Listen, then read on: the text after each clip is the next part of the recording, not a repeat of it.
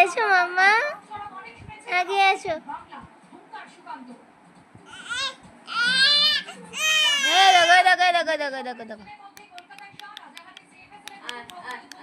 না দাঁড়া দাঁড়া দাঁড়া দাঁড়া দাঁড়া দাঁড়া, একটু একটু করে আগিয়ে আসছে।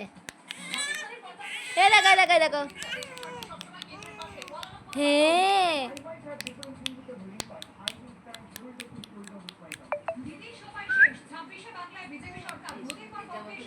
কি কি কি মাম্মা, আসো তো।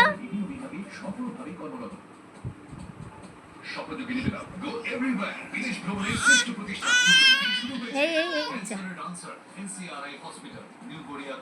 প্রকাশিত হল ডাফের ক্লাস 11 এন্ড 12 বাংলা ও ইংরেজি সহায়িকা এবং Paschimbanga global knowledge campus Krishnanagar নিজের ভবিষ্যৎ গড়ে তোলার সেরা ঠিকানা। Admission going on at ladies institute of nursing sciences Belgharia Kolkata. MBBS BTech MBA counselling এর একমাত্র বিশ্বস্ত প্রতিষ্ঠান education world society JT aviation college. আকাশ ওড়ার স্বপ্ন এখন হবে সত্যি।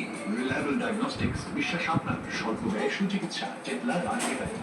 সুপ্রিম ফার্নিচার, ট্রুলি স্টাইলিশ, স্বপ্ন পূরণের সাথী আদি মোহিনীমোহন কাজিরা এখন আরো কাছে আপনার শহরে।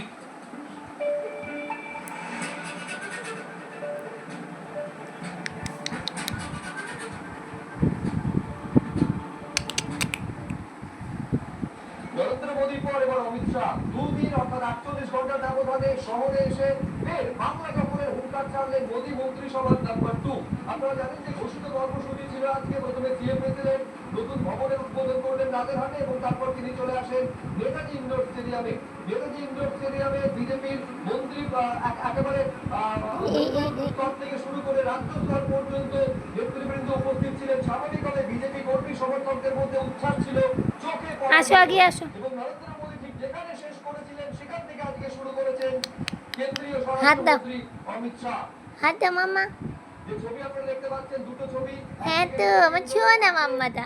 দলীয় বৈঠক সারলেন, সাংগঠনিক বৈঠক সারলেন, সেখান থেকে সরাসরি তিনি চলে আসেন সিমলা স্ট্রিটে স্বামী একটা হামু দিই দাও, হামু হামু হামু হামু, হ্যাঁ হ্যাঁ।